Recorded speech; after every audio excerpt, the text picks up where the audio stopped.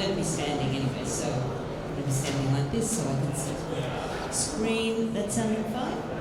Yep. All good? Yep.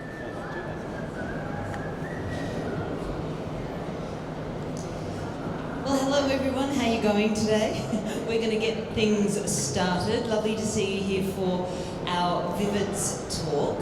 My name's Indira Naidoo, and as well as my background in news journalism and television broadcasting, I am a very passionate gardener, which is probably why some of you are here for the talk. You're either about to start your journey into gardening or you already love gardening like I do. For those of you who don't know a lot about my background, I read the news and was a journalist on ABC and SBS television for almost 3 decades now it's going on to. I currently host the breakfast show on 2CH Radio, which is 1170 on the AM band. I do breakfast from 6 till 9 o'clock. So that's what I was doing this morning before I came to this talk. We mainly play music actually, 60s and 70s music. It's a great playlist. We do a quiz. It's a bit of a refuge away from news and current affairs, so that's why I quite enjoy doing that shift at the moment. I co-host with Trevor Sinclair. In my spare time, I also do a lot of work with promoting environment and climate change work, which is how I got into gardening about 10, 12 years ago. This is my second book, The Edible City. My first book was The Edible Balcony. When I came back from Geneva, I was working with a group that was concerned about the effects climate change was going to have on our food system. And then I started working with Al Gore at a time when people were just starting to understand the importance of climate change. This was about 2008, 2009. And when I came back to Potts Point, I realised that people like you and me who live in big cities are a large part of the problem with climate change because our food comes from far away, we put pressure on our environment, use of water, pollution, storage, carbon emissions, all those things. And I realised that I wanted to do more to reduce my impact on the environment, particularly where my food came from. But I went back to my apartment in Potts Point. I live on the 13th floor. It's just 20 square metre balcony I have outside. And I realised that unlike people who have gardens, I couldn't really grow any of my food. And then I got thinking about it, started reading a few books, started talking to Peter Cundall from Gardening Australia. And he said, why can't you grow a few things in a pot or some pots on your balcony? And I thought, yeah, I suppose nothing's stopping me. I have a full north-facing light. And so I started bringing some pots and filling them with soil, putting seeds inside. Never gardened before in my life, had no idea what I was doing. But miracle upon miracle, things actually started to grow. I grew basil and tomatoes, and they were successful, and I moved into zucchinis and lettuces and spinach. And then within that first year, I grew 43 different herbs and vegetables on that 20-metre balcony. It was pretty extraordinary. I was lucky I had a tap on my balcony and a drain, so I could water my plants easily and the water could drain away. And I know a lot of people who have balconies and apartments don't have that sort of setup. So I'll give you a few tips about how you can replicate what I did. The book was so successful, it actually became an international bestseller. It's now in its 20th print, The Edible Balcony, and I started travelling all around the world because a lot of other cities are like Sydney, and we have lots of people living in small spaces without enough room to grow. So I've spent a lot of the last 8-9 years in places like New York and Asia, particularly Hong Kong, Singapore, places like Sydney that want to grow more food in cities. It led to my second book, The Edible City, which both these books you can get online at any good bookstore. And the second book was about all the communities I met in my travels who were trying to do what I was doing, trying to convert their urban spaces into places to grow food. This famous young man, David Wenham, most of you would recognise, lives up the road from me in Potts Point. He bought my first book, The Edible Balcony, from the local bookstore and thought he'd help his daughters grow some food on their balcony. Not as successfully, mainly because, as I told him later when we got to know each other, we're great mates now, they didn't water their plants, which is a key thing to growing food. I gave him a few tips, but he at the time was an ambassador for the Wayside Chapel, which is a homeless crisis centre in Potts Point. And they had just raised $8 million to build an extension to the Wayside, and they had put a rooftop on the new extension, which was all a green building. So it had water catchment areas, water tanks, it was all made from recyclable products, and they wanted to put a vegetable garden on the rooftop as well, but no one knew how to garden at the Wayside. So David got in touch with me because he said, I read your first book, can you come and look at our rooftop and give us some advice about how we can grow food? So this is the beautiful new extension at the Wayside. That was completed it's now 5 years ago. And I went up to visit the rooftop and I couldn't believe my eyes. It was 200 square metres of the most amazing space, getting beautiful sunlight. And quite accidentally, because of all the large apartment buildings around it, it was relatively sheltered from the wind. That's the big problem when you do grow things on high rooftops or balconies. The wind can really burn your plants. So I knew when I saw all the other buildings around providing shelter that the plants would probably do quite well. We were donated these beautiful waist-high, huge recycled plastic growing containers from the Royal Botanic Gardens, and we lifted those by crane onto the roof, and we filled them with beautiful organic soils and different materials. I'll explain more about that later. And within a couple of weeks, really, everything was just thriving. This is just a little bit about my first balcony that I started growing vegetables on. It's slightly changed from that now. I've got a much bigger vertical wall on my back wall to make use of that vertical space, which is one of the things you need to think about when you have a very small space.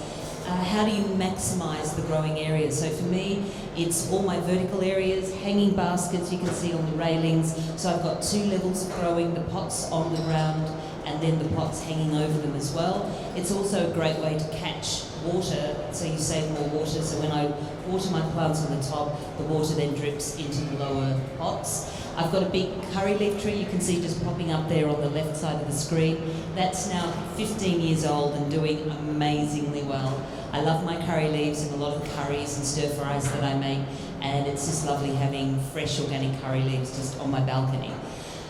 You can also see that I've left room. It's not a jungle. A lot of people think in that first year, those 43 herbs and vegetables I grew, I actually grew 70 kilos of produce. And when I say that, people think it's a jungle and that there's no room to do anything else. But I had to share the balcony with the rest of the family, so I made sure that there was room for a barbecue, a bench and a table and chairs. And I've now got a worm farm as well in the far corner, so that helps with my composting.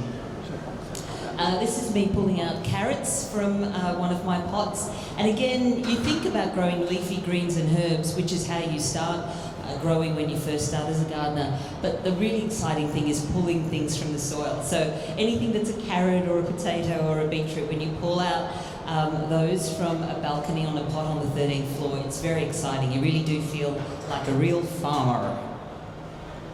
This is the group that we brought together to run the Wayside Garden. Most of them are experienced horticulturalists. There's also a few Wayside visitors. We have about 2,000 people that come through the Wayside for help with accommodation, drug and mental health support. And the garden on the rooftop was going to be a really important program to help with their mental well-being.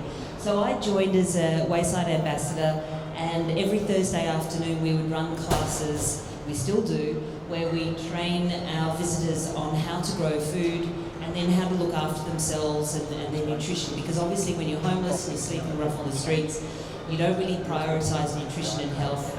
It's just getting food whenever you can. And it was really lovely when we started the program, because it's very hard to find a place to feel safe when you're homeless. And the wonderful thing about the rooftop was it was somewhere where everyone could come and they knew no one would hurt them.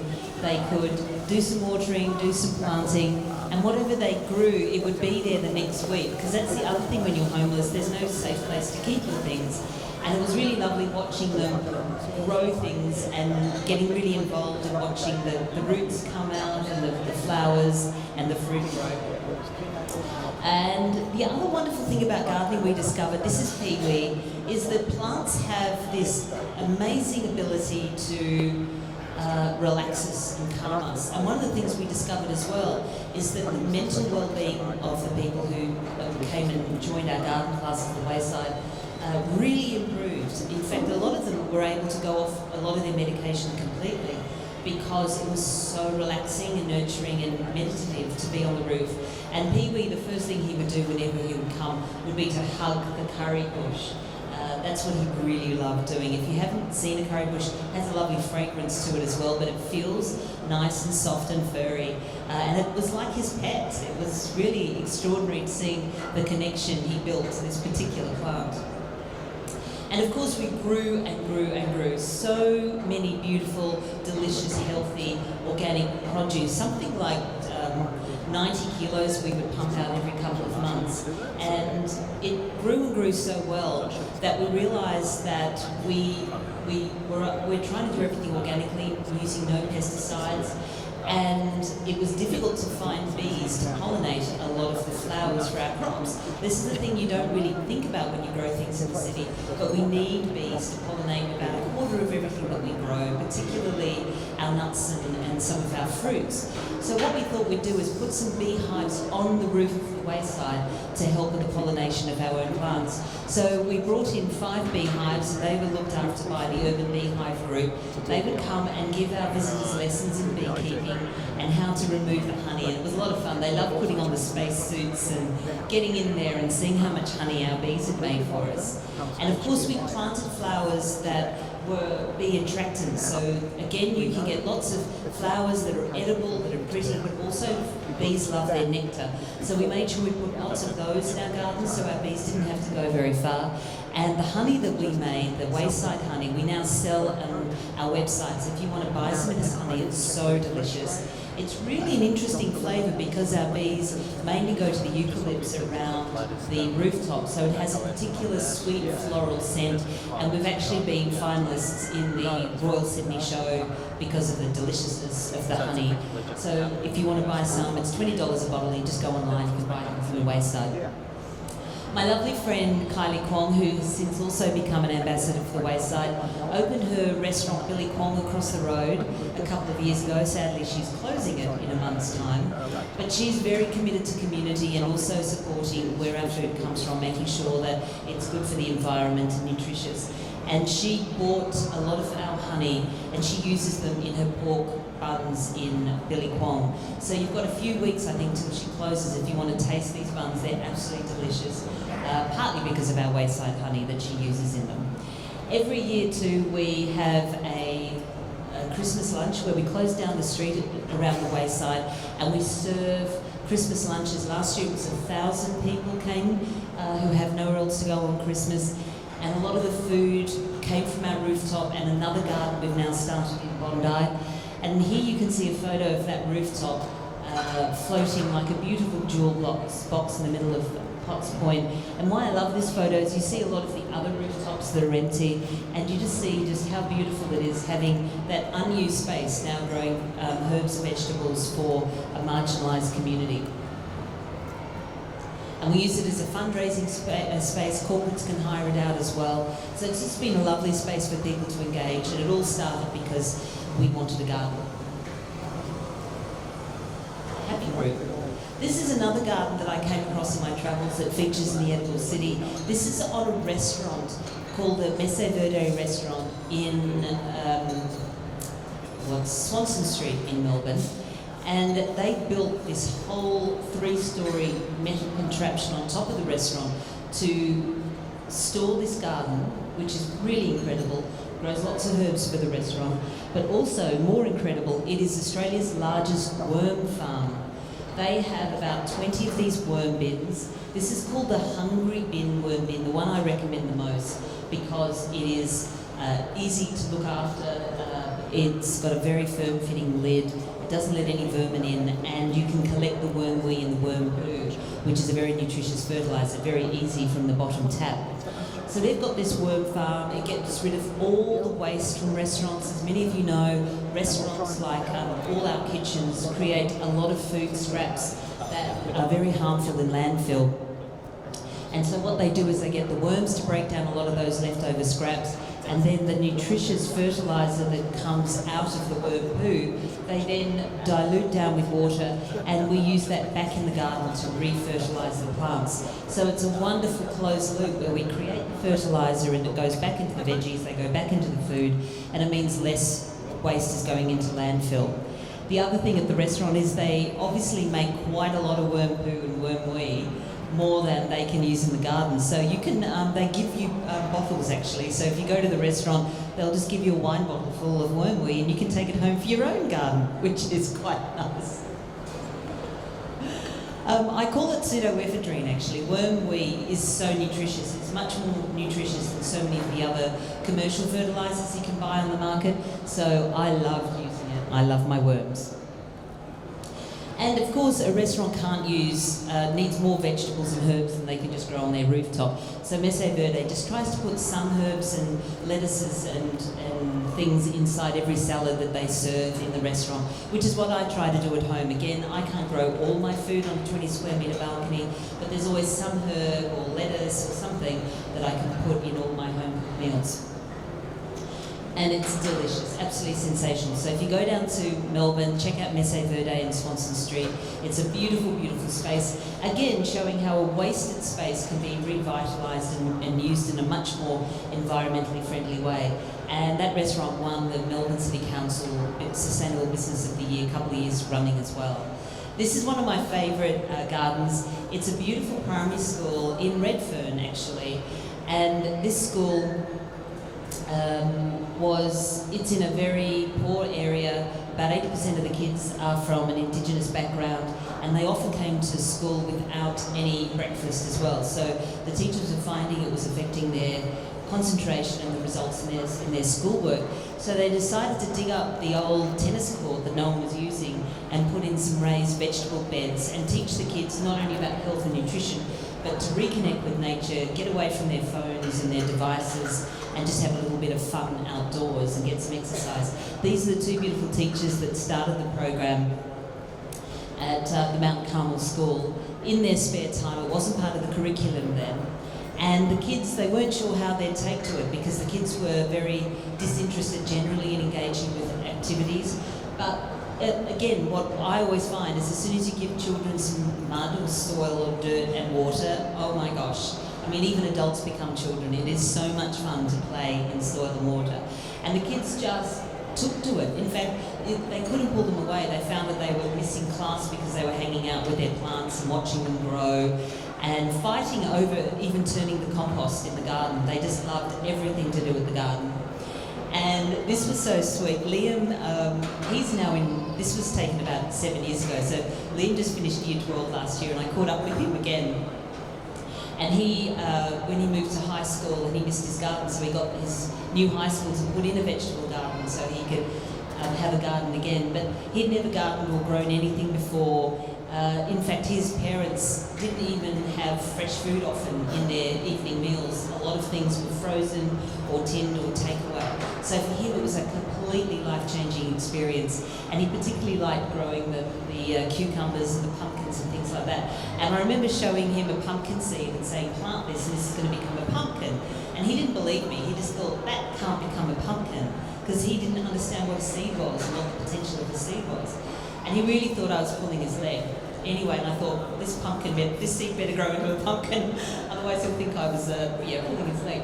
So he planted it and he watched it grow, and it was really extraordinary because every day he'd come in and he'd lie actually in the pumpkin patch and he'd put his head next to the pumpkin and sort of talk to it and listen to it, and he'd see it sprout and the leaves grow and then the flower and then the pumpkin grow and grow, and just could not believe his eyes. That all came from a tiny seed. I mean, it is a miracle when you think about the size of something that can come from something so tiny. And he made the pumpkin soup for all the kids for our first lunch with that pumpkin. And it was just so lovely that how they stopped thinking about it as work, about schoolwork. They were just so excited about getting wet, getting in the garden, showing off what they'd grown, really proud of it. And the taste, all of them, again, had only experienced bad tasting vegetables, old fruit, and old mealy apples, and suddenly they were growing food that tasted really good, the way food used to taste. It's very hard to get now. And it was converting them to the importance of vegetables without them having to be told, eat your veggies, eat your greens, because they grew it, they were really addicted to it. So these kids are all doing very, very well. It's just so lovely to see how that garden experience has engaged them with their community, with their health, with the environment, and a lot of them are actually going on to do further study in those areas now in university, which is very exciting. So again, a small space converted in the heart of the city in a poor community through gardening and changing lives.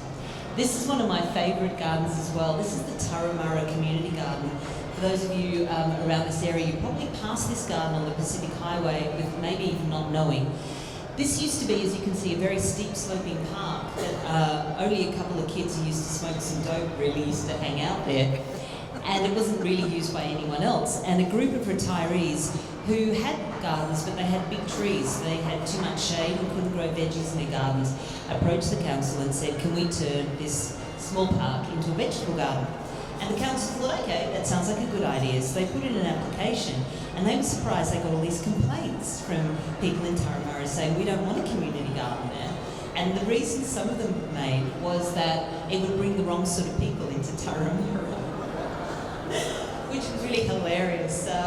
Again, people have all sorts of misconceptions about who gardens and what they're going to grow in their garden, and I don't know. But these were all going to be older Turramurra people. I don't think they were going to be, crime gangs or anything like that.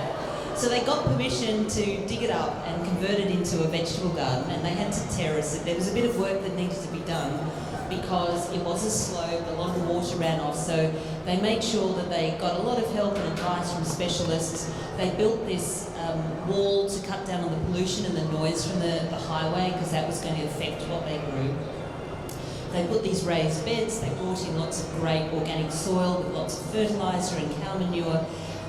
They formed an organising committee to organise what the rules were going to be, how you would join, what your fee would be, all those sorts of things. There's a lot to think about when you run a community garden like this, but they did it very well right from the beginning.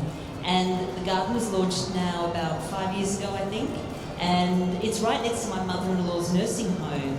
So I get to see it every week when I go and visit Gwen, which is really exciting. So I see how it's growing and developing, and how the age group is changing as well. There's lots of young families and kids who have joined the gardening class, and it's just wonderful to see how they've all come together. The people in the nursing home have also got plots, and they come across in their Zimmer frames and do a bit of planting and digging.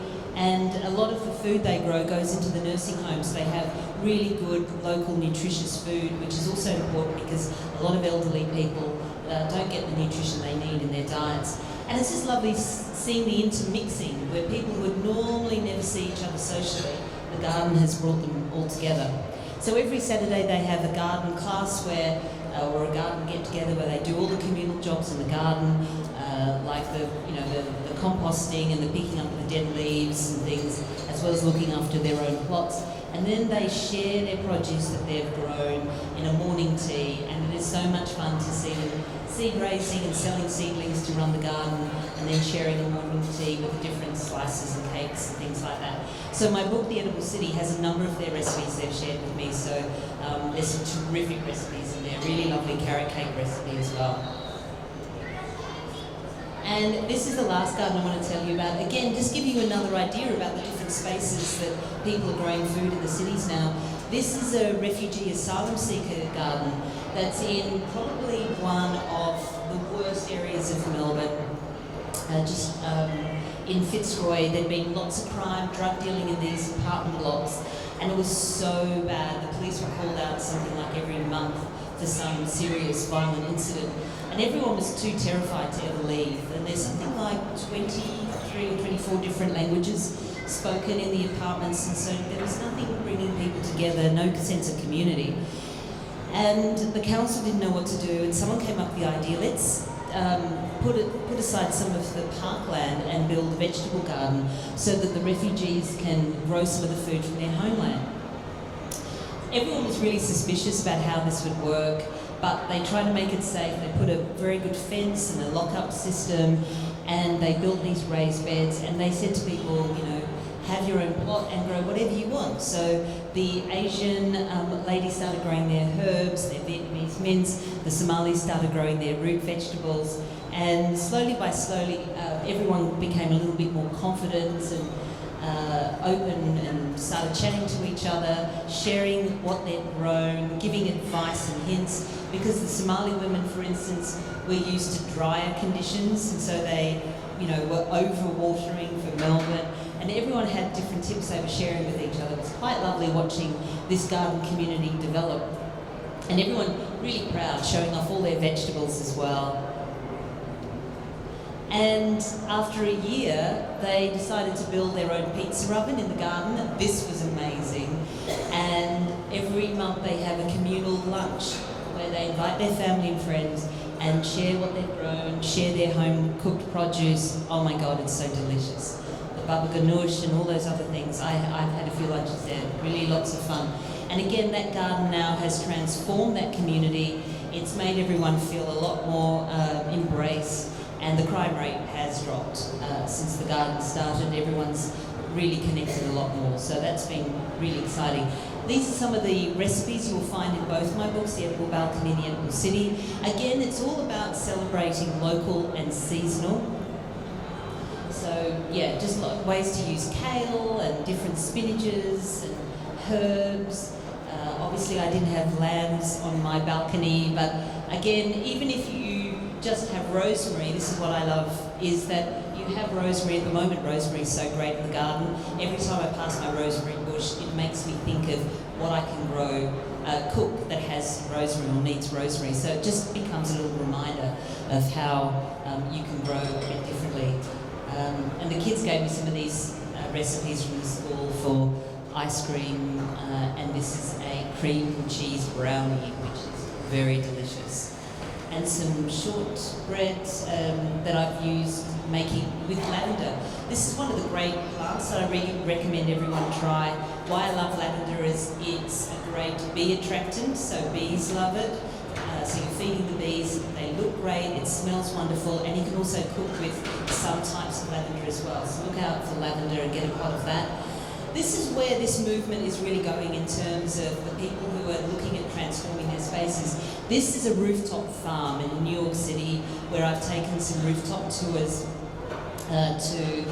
this is 2.5 acres in size, and this is a proper commercial farm. There's 6 full-time farmers that run this farm. It's on a fully concrete building that can take the weight of all that soil. So it works really well, and some of the workers that work in the offices downstairs, they work as part-time farmers. So during their lunch break, they go up onto the roof and they do some digging and planting and weeding, and then they get a discount from their farm bag of veggies that they can pick from the crops and can get on the train and take it home and cook it in the evening. So it all happens just on their rooftop of their office block. It's very exciting to see this happening now more and more in many cities around the world. It is disappointing that we still haven't got rooftop farms here in Australia yet. I don't know why, because we've got the buildings and the space. All you have to do is just make sure the building can take the weight of the soil. And we've got a couple that are just starting up in our inner city that should be ready at this stage by the end of the year. But it's been very slow take up here in Australia. And what's so exciting when you stand on these rooftops, because they're all right on the East River in the heart of New York City, and you can stand on the roof pulling out a potato or something and then look across to the Empire State Building and just go, wow, where am I? This is just too bizarre. But New Yorkers are extraordinary. They know how to use every bit of wasted space. If you go there, nothing is wasted. They know how to build up, they know how to build down, they use it all. And it's a sensible way to go when you live in the city. This is one of my favourite apartment blocks. This is the Hunterwasser house in Austria, in Vienna. And again, this has been around now for 35, almost 40 years, but you'd never see anything like this in Australia. And this was designed by an architect who understood that our cities were becoming grey and bland and boring, and our buildings were places place we wanted to escape, which is why Australians always think about sea changes and tree changes, because deep down we sort of do hate living in our horrible grey buildings, but we think there's no choice, there's no alternative. Well, yes, there is. This building has a lot of colour and fluidity. It has a green roof on it as well. It's open and airy. It lets sun in.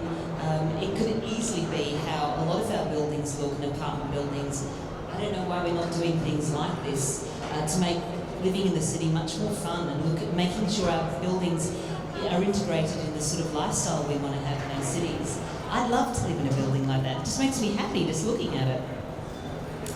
The other exciting thing, it's not only about growing up, it's also about growing down. In London, and we also visited these guys, the London Underground people, they use the disused underground subways and train stations, and we've got many in Sydney, and they grow their herbs and greens underground under ultraviolet light. And the exciting thing about this is these are some of the most perishable greens and products and vegetables you can grow. And here in Australia, we grow them far away, and we truck them in and we ship them in, and they're very perishable. They have to be refrigerated and stored. Again, more pressures on the environment. If we grew them underneath where we lived, you just stick them in the lift and up they go, and there they are on your plate. I mean, it doesn't need to be a big deal. And these people understand it. So they pick their crops in the morning, and they're on the famous restaurant plates within 10 minutes upstairs above them. I mean, of course, it makes sense. And it's all a designer thing now. Everyone loves these tiny little herbs and designer little things all the time. So they get a lot of money for them as well, growing underground. Very clever setup. Cool. So this is the last slide, and this is just a very rough drawing that I did of Parliament House, which in itself in Canberra is a green building, so I love it because of that. But it wouldn't it be exciting, particularly for me, if instead of the lawn, we were growing potatoes and eggplants and lettuces all over Parliament House. I just think that would just look amazing. And that those vegetables would then be used in the cafeteria, so we could help educate our politicians about connecting with the food, understanding where it comes from, how it's grown, what goes into it. And as someone said in one of my talks recently, there's enough compost underneath there to actually fertilise all those veggies, so they do very well in Parliament House as well. But that's just a bit of an oversight, just to show you where this movement is. If you're the sort of person who thinks, oh, I never really thought about growing anything in a pot, well, there are people now who are transforming rooftops and whole buildings and sides of buildings into growing spaces. It's really, really big. Since I started in this about 12 years ago, it's so exciting to see how nearly every big city in the world is incorporating some of these ideas in their policy planning and future planning. It really is changing quite a bit.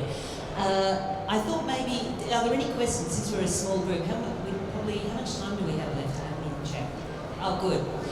Any specific questions? Because rather than tell you all my tips of this and that, if you've got specifics about anything you've tried to grow and problems with soil or what sorts of plants, now's probably a good time just to ask me those sorts of questions, and I can help you with any specifics. Yeah, I'll give you a microphone. My balcony has no tap. No tap. Yeah. And also the dust, the pollution, the traffic. Yeah. It is quite hard. Again, it depends how close you are to the pollution on the street. So I don't recommend people grow vegetables if they're too close to the street level. So I'm on the 13th floor. So it means the worst heavy metals don't rise. So most heavy metals stay at ground level, just above ground level, where the cars and exhausts are. So I'm really lucky being on the 13th floor. I don't get a lot of pollution. But if you're on a busy street, I don't recommend that you grow things if you're getting dust and then you can feel that dirty black dust on your valve, that's probably not a safe place to grow veggies. But maybe there's an indoor sunny windowsill in your apartment you can grow indoors. And there are now some self-watering systems. There's a company called Glowpear, Glowpear, and they have self-contained systems. So you top up a little tube in the water reservoir, and you don't have to worry about water dripping out of your pot. It all circulates in the same spot. And it comes in hanging systems, in thin systems for window ledges, or big pots that can sit on the ground as well. So I recommend looking at those sorts of things. If you can't water because you don't have a pot, or you don't want to put it outside because it's too polluted. Globe hair. Hi, my question is around whether you should have raised beds or plant things into the ground. Okay. Whether you should have raised beds or plant in the ground. Edible plants are really hungry feeders, so you have to give them lots and lots of nutrients. So all my plants get an organic potting mix. If you're in a garden, it would be an organic soil mix. I also add chicken manure and cow manure. I add compost. It has to be really, really delicious and nutritious. And a lot of people's backyard soil isn't of that quality. So the best thing about raised beds is you can add all those nutrients to your garden. So that's what a lot of people tend to do. That's why you have raised beds. It's also easier to work at a raised bed. You don't have to hurt your back and bend over as much. So I recommend more raised beds in your garden, and then you can fill it with all that nutritious soil and compost that you need for your plants. Yeah. So if we were looking at going home right now and trying to plant something, can you recommend what might be good to start growing now as we're getting into the colder months? Yeah, so this time of year specifically, it's crazy at the moment.